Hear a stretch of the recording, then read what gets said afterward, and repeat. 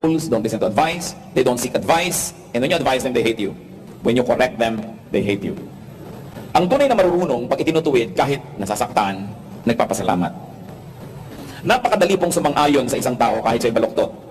At kung sumasang-ayon tayo, baka pa tayo mailibre ng merienda, baka pa tayo marigaluhan, o at least matuwa siya sa atin. Mahirap gawin ang sumalungat.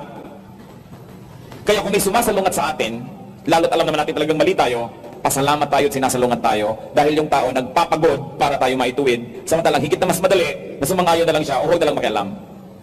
We must value people who go out of their way to correct us.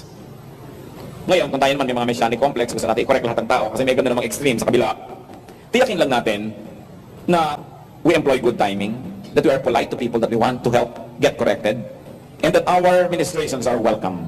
Makikiramdam din naman tayo kung ayaw o gusto na tayo ay pakinggan. But this is one mark of a fool, lacking thirst for wisdom. Hindi nagtatanong kahit hindi naiintindihan ang isang bagay, pinagpapaliwanagan mo ay ayaw makinig, itinutuwid mo, nagagalit pa.